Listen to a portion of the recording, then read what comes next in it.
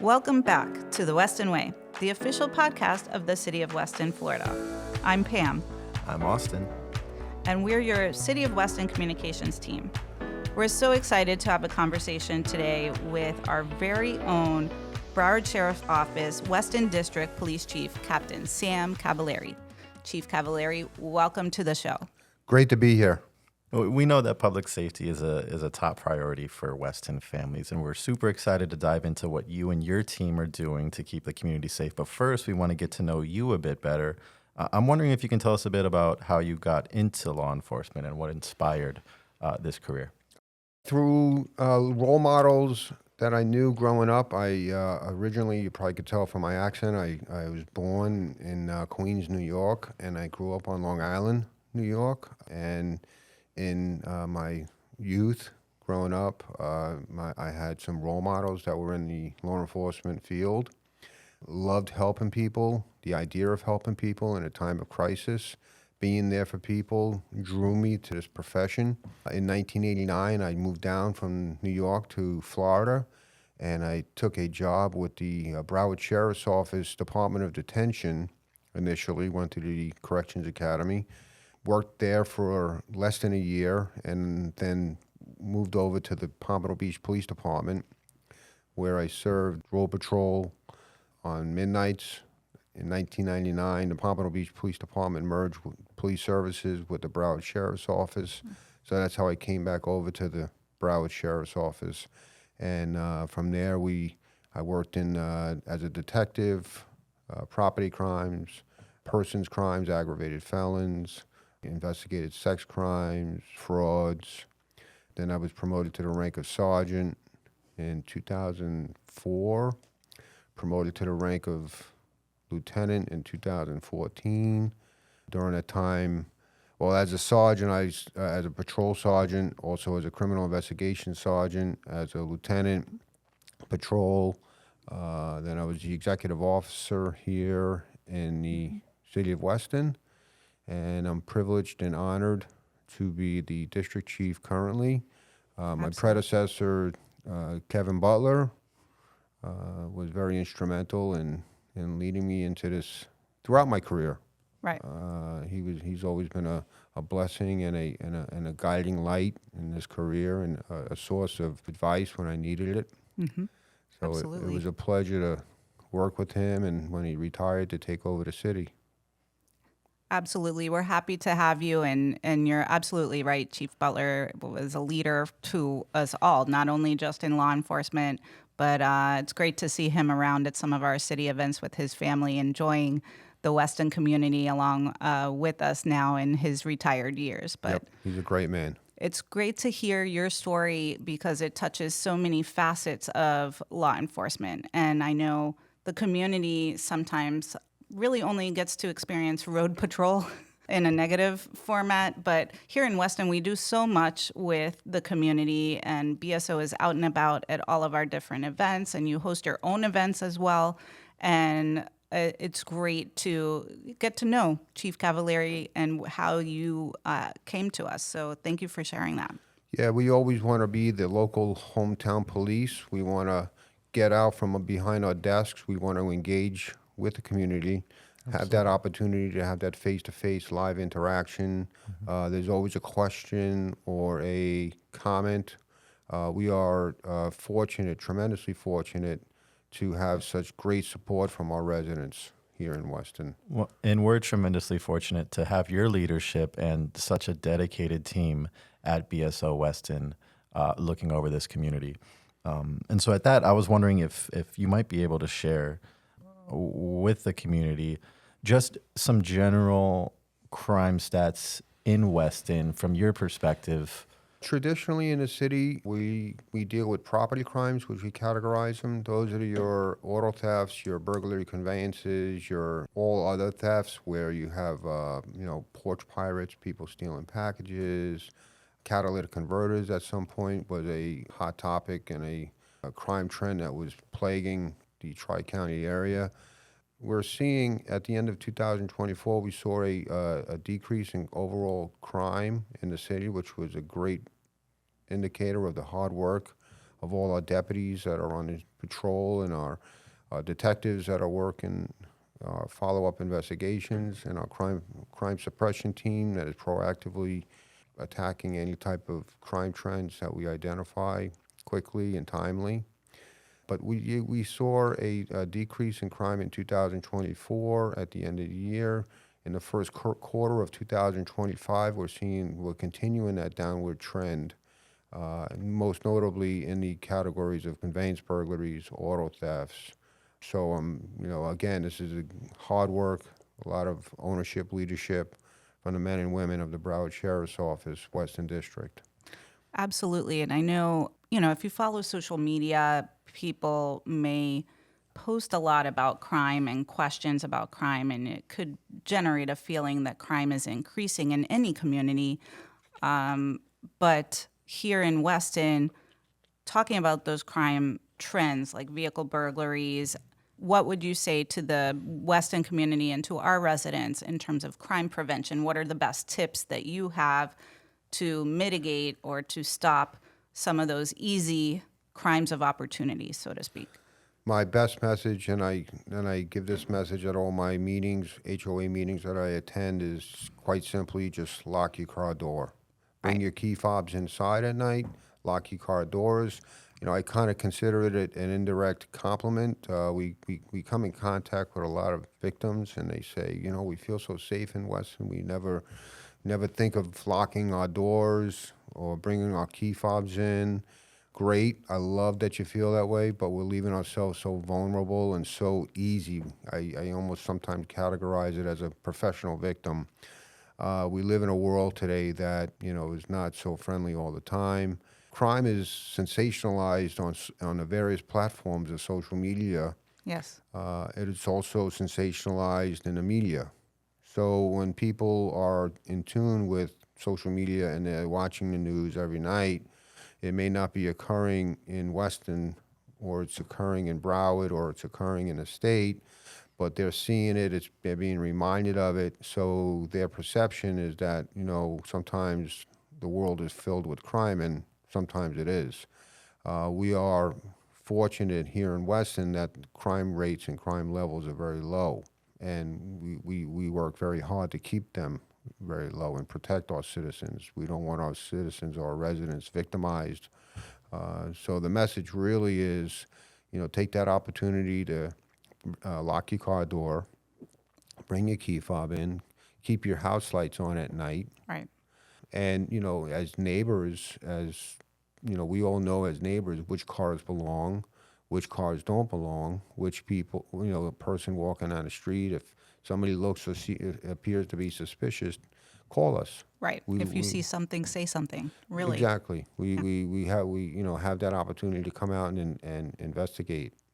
I know a lot of folks are tempted to, when they see something, they want to say something, and they want to say something on social media. But you wouldn't recommend that, would you? They should call you. Yeah, they need to be calling BSO, non-emergency if it's a non-emergency situation, 911 if it's a 911 situation, emergency. Right. And speaking of vulnerabilities, there are a lot of internet fraud, text messaging that is happening, not just in Weston, but statewide, with those texts that go out about you owe tolls, or you have pending litigation, and if you don't respond, you'll be arrested. What do you say to those type of people experiencing those type of texts and online email fraud?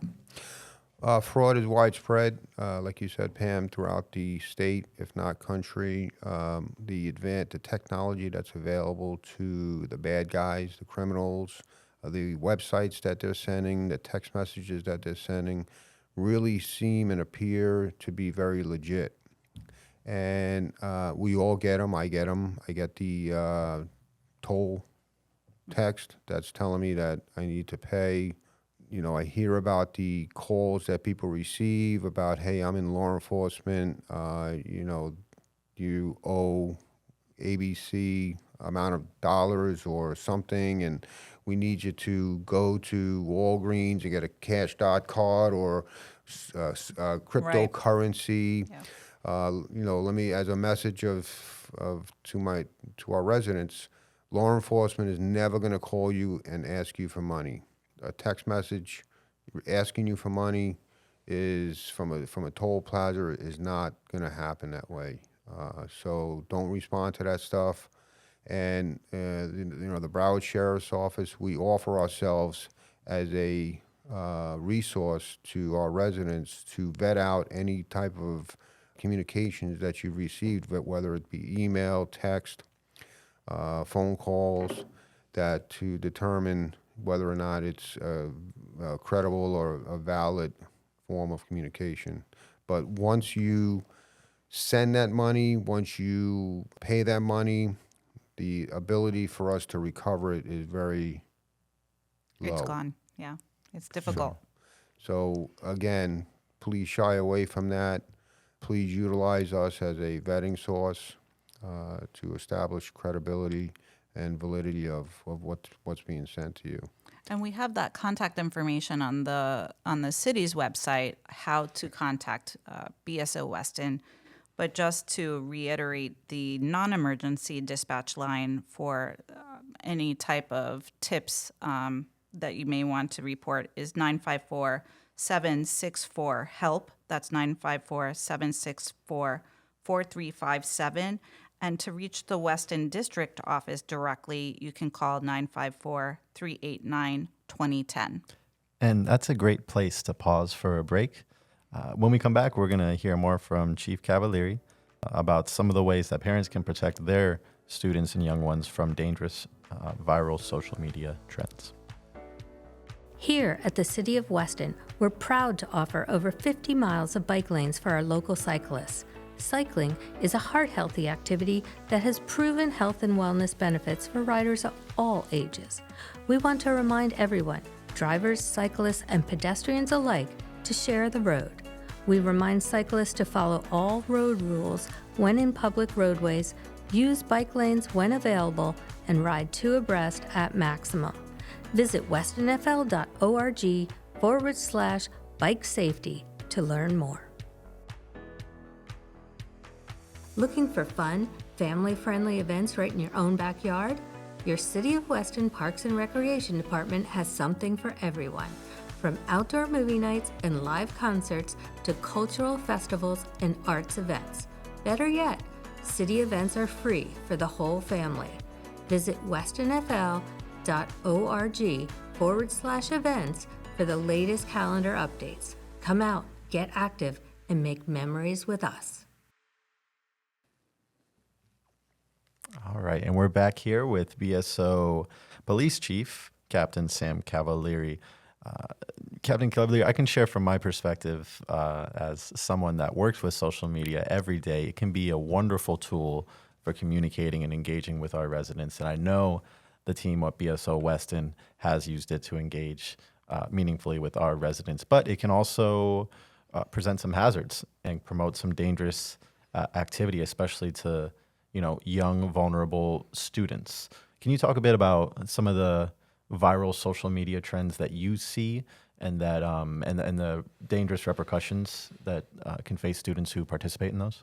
Yeah, Austin, I share your feelings with social media. I like a lot of aspects of it. It gives us a great opportunity to message or send out messaging or crime prevention tips to our community, but it does have a lot of detriment because the sources and the persons using social media or sending message can't be verified. And it's such a prevalent platform in our youth and our juvenile. I mean, I have a beautiful, she's going to be 16 or 15-year-old daughter. She's tied to her phone just like everybody else. So we're always safeguarding or protecting that messaging that she's receiving. But recently, what we've seen with juveniles, sadly, is them sending nude photos, being contacted by what they believe is a person of attraction that entices them to send nude photos, and then right after that, once they send that nude photo, they're then questioned or requested to send money, placing them then in a very precarious, embarrassing situation. And in some cases, the juveniles will send money via cash cards. In some cases, they'll, get with their parents and kind of confess to what they did. But again, it's a very dangerous situation because it's a very embarrassing, it's humiliating. So we've had a couple of cases like that in the city where, again, the message to mom and dad is we got to censor, we got to control, we got to make sure what our teens and our juveniles are looking at, receiving, and sending. Right. Awareness is so important. To, written threats. Written threats is a very serious crime. Any threat over social media to kill somebody is a felony. Zero tolerance when it comes to that. The Broward Sheriff's Office has a threat management unit that oversees all of these cases.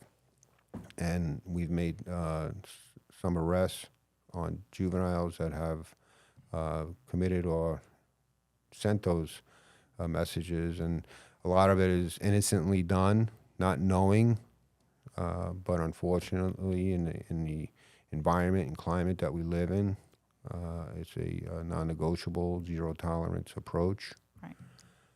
Yeah, it's not a joke. It's not a joke. It's not a joke. Again, we need to take the time to educate our juveniles.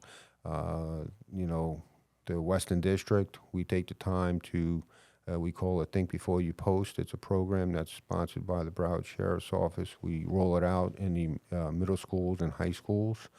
We go over the laws. We go over what's allowed and what's not and what the repercussions are going to be. Again, that's the educational component that I feel and the crime prevention unit feel that is very worthwhile. So important. And then let's talk a little bit about the fire tricks or aerosol cans situation where teens are going out and trying to light a fire to aerosol cans. And yeah, that trend came out probably 3 to 4 weeks ago now. We saw juveniles lighting up aerosol cans. Obviously, at some point in time, they're going to explode. Very serious. It is a felony crime to do this. So yeah, it's a very dangerous one because it's going to hurt somebody. I think it was initially on TikTok, right? Which I think is a popular social media platform for our youth. And we've been very proactive in areas where our young people gather on various nights to make sure that we've had a couple of cases in the city, but we don't. First and foremost, we want to protect them. We want to make sure that nobody gets hurt. Absolutely, and it's so important that parents are aware of those type of things and what children and teens are out doing and participating in, so that they can mitigate that at home as well. Those trends are popular on social media, but just being aware of what is out there and what the popularities are, as well as some of the end of the school year social trends, those always kind of pop up around this time of year that could put people in danger and students in danger as well, and are meant to be more of a fun or joke kind of thing at the end of the school year or a prank, but they're taken seriously by law enforcement. Again, it's all about education. If you're going to rely on friends raising our kids and educating our kids, I think it's not going to be a successful outcome. We all have to take ownership and know what our kids are being exposed to, what they're listening to, their friends that they're hanging out with, where they're hanging out, and being involved in their lives. Speaking of knowing what our children are up to, we're seeing in the city an increase in students and in young people operating e-scooters, electric-powered bicycles, dirt bikes on city sidewalks and on city roads. Can you talk a bit about kind of your concerns from BSO Weston perspective? These devices are relatively new, being sold. Electric bicycles, electric motorcycles, and electric scooters. The primary difference between an electric motorcycle and an electric bike is whether or not it has pedals. There's a wattage factor that causes these devices to travel faster than others. An electric motor of 750 watts or better constitutes a motorcycle. An electric bike would be under the 750 watt, a maximum speed of 28 miles per hour. Electric bikes with pedals can be operated on roadways and sidewalks. The operators do not need to be licensed, but they do need to be wearing helmets if they're under the age of 16. Now, motorcycles, an electric motorcycle is just like a gas-powered dirt bike. It cannot be operated on sidewalks or without being properly registered for city right away on streets. And that's great information to share with parents as we gift some of those items for graduations and things like that. We want to make sure that they're being used correctly and appropriately, and that our teens and young adults know what can be used on sidewalks and what should be used in a bike lane or Now, off-road. let me just add to that. The electric motorcycle, any motorcycle would require a fully licensed driver operator with a motorcycle endorsement. So if, for example, you have a 14, 15-year-old child, you want to buy them an electric motorcycle, that's not going to fare well. That motorcycle is not going to be able to be operated on streets. It's going to need to be fully registered. Your 15-year-old child who does not have a license will not be able to lawfully operate that device. The other popular ones that we see are the e-scooters. These are the ones where they look kind of L-shaped. Handlebars, very, very popular mode of transportation. Again, some of these are the wattage in them only allow them to travel up to maybe 15, 18 miles per hour. And we see others that are being operated by kids or young adults that are traveling higher rates of speed, like in the 30 mile an hour. Very dangerous. The outcome is not going to be a favorable one if you get into an accident. Right. Scooters can be operated on sidewalks, but again, these are, like you mentioned, these are gifts that are being given out to kids with minimal supervision, high speeds that they're traveling at. Not wearing helmets is going to result in a serious tragedy. So just encouraging at home parents to review those rules of the road, so to speak, so that those items are being used safely and in compliance with the local regulations for each of those devices. And one of the things we've seen in the parks lately is the dirt bikes, like the motocross style bikes that are tearing up some of our grass field areas. So that would be a sort of vandalizing our parks and our property, our city property. So we're, of course, discouraging that behavior in Markham Park. There is an off-road trail for those dirt bike, style vehicles. So we want to encourage those type of vehicles to be used in the proper locations as well, and to keep them out of our park space. Correct. That's all private property. All those devices are not permissible to be operated on city property. We've had some concern and calls for service at the Western Hills Country Club. Juveniles were operating these electric motorcycles and electric bikes on the fairways, in the sand bunkers. The actual golf course that is within Weston Hills is considered private property. Absolutely. So that activity would constitute like you said, there's a property damage factor along with trespassing. Trespassing. Let's shift gears a little bit to sharing the roads with cyclists and motorists. I know that's always popular here in Weston because we have such great bicycle facilities for cyclists to use. What would you encourage both motorists and cyclists in Weston in terms of sharing the road? Yeah, it's about respecting each other. As you mentioned, Pam, the long stretches of roadways, Bonaventure, South Post, Royal Palm.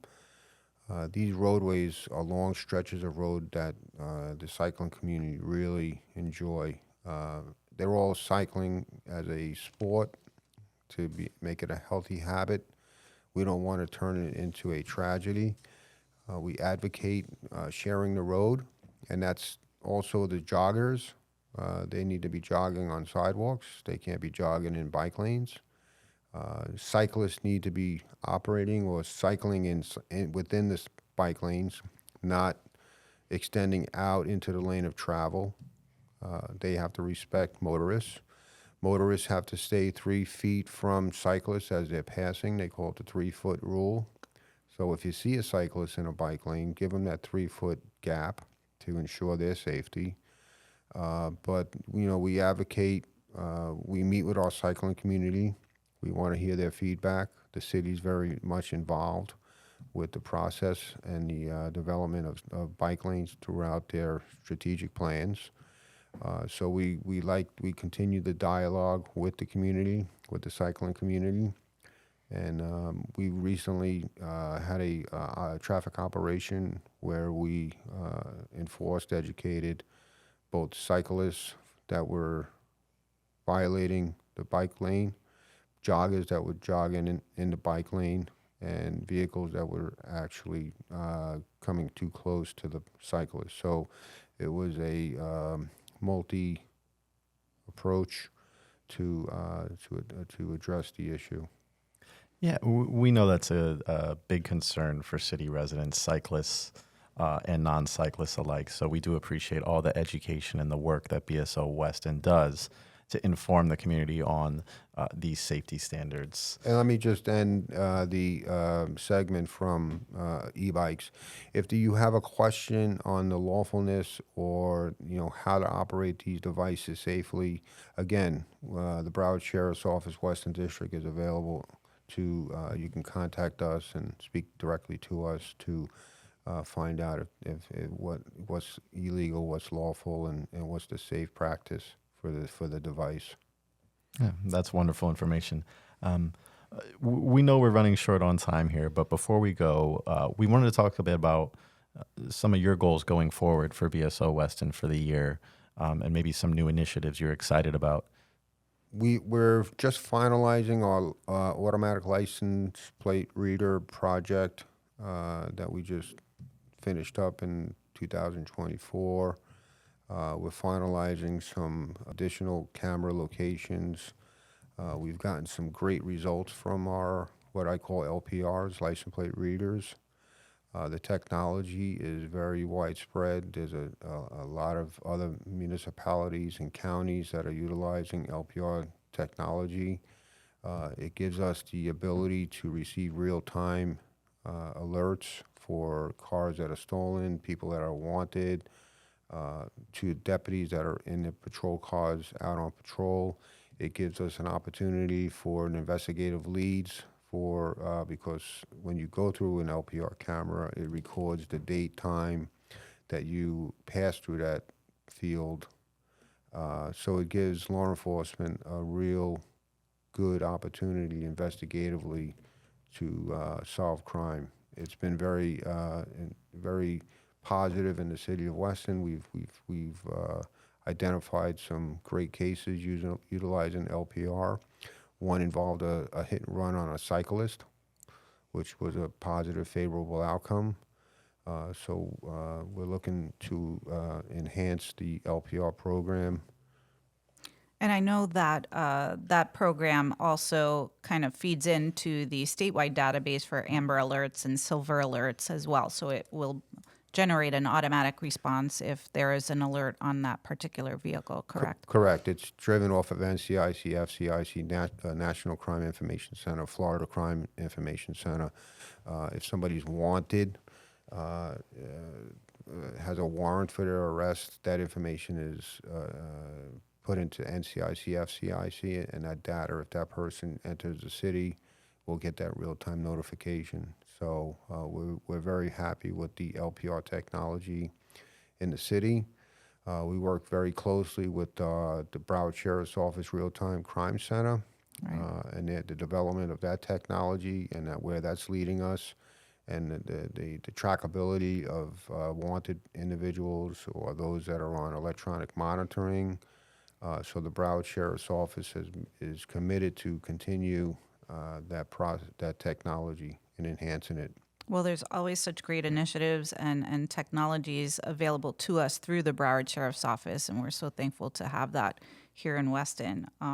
It just enhances our sense of safety and security that we've talked about throughout today's podcast. Chief, we want to thank you so much for joining us today. I know we covered a lot of information, and we will love to have you back in a future episode. But what's one message you would like to leave our residents for today? The message that I want to leave to our residents is, the first one is thank you. Thank you for your support. Thank you for being there. We recognize, the men and women of the Broward Sheriff's Office, Weston District, we recognize the importance of teamwork. We know our mission, our abilities, but we can't do this without the teamwork and the support of our community. Sheriff Dr. Gregory Tony is one of his main initiatives is community policing. Without that component in this process, we can never succeed. And we do have a lot of success. We receive a lot of accolades. We receive a lot of support. But it really comes down to, yes, the men and women in uniform working very hard day and night, weekends, holidays. But it's also the great support and teamwork that we receive from this community. And I am very appreciative of those that are always there for us, our stakeholders in the city that unwavering support throughout anything that we need are there for us. So we are, like I tell my troops and my deputies all the time, that we are blessed and fortunate to be here in Weston and have the relationships that we have with our residents, our elected officials, and our city directors. And our team here in Weston is just happy to be a part of the BSO Weston team. Thanks for joining us today, Chief. Thank you. It's been a pleasure. When we come back, Pam and I are going to share some details with you on some upcoming BSO Weston events for you and the family to get out and meet some of your BSO Weston deputies. Stay tuned. Get your news about Weston directly from the source by subscribing to Newsday Tuesday, Weston's weekly email newsletter. Don't miss another event. Stay connected to the city's programs and learn about important news and information of interest, whether you live, work, or play in our beautiful city. Visit westonfl.org/Newsday Tuesday to subscribe. Here in South Florida, we know that hurricane season is always just around the corner. Don't be caught off guard this year. You can take steps today to prepare your family and home for hurricane season anytime. Check that you have a go kit ready, review your insurance documents, and plan where you would go in the event that you are required to evacuate. Visit westonfl.org/hurricane to stay Weston ready. And we're back. That was our conversation with BSO Captain, Police Chief Sam Cavalieri. Yes, it's always such a great opportunity to learn about crime trends and tips and ways to protect ourselves directly from the source. And what a great source. I think, with his leadership, the residents in Weston, we can all sleep a little safer at night knowing that this Absolutely. is the team that is looking out over us and our belongings. Yes, and we want to be able to invite you to a few of our BSO upcoming events that we have this time of year. BSO is hosting a Family Autism Day. It's a free day of fun games as we show support for family and friends with disabilities and special needs on Saturday, May 3rd. That is from 10 a.m. until 12 noon at Cypress Bay High School. It's located inside the cafeteria of the school. All of the resources, games, activities, snow cones. Our canine therapy dog Olivia will be out there with some of her BSO friends as well. We love canine dog Olivia. Yes. And Cypress Bay High School is located at 18600 Vista Park Boulevard. So come out and enjoy that event. Yeah, it really is a great and inclusive event for the whole family. And then later on in the month, they have another great and inclusive event for the whole family, Chillin' with BSO. This happens on Friday, May 16th at Weston Regional Park. It's a great event. It's going to bring together both BSO Weston deputies and firefighters. Yes, and you can take the field. You can take the field. You can join them for a friendly game of kickball. And we know that the CERT team is always going to be out there for BSO Chillin', handing out snow cones to the community. So it's a great way to kind of meet the deputies and really put a face to the deputies themselves, the people protecting us. Kids and families love this event. They love to take the field with the firefighters and police officers that are out there. There's lots of laughter, smiles, and fun on that day. Again, that's Friday, May 16th at Weston Regional Park. This is an after-school event, 5:30 p.m. So bring the whole family out. And that's it, Austin. Thank you so much for co-hosting today's episode with me, with Chief Cavalieri. We want to invite listeners to submit your ideas or questions that you have about the City of Weston and for future consideration in an upcoming podcast. You can visit our podcast webpage at westonfl.org/podcast. That's all for today. Thank you for listening.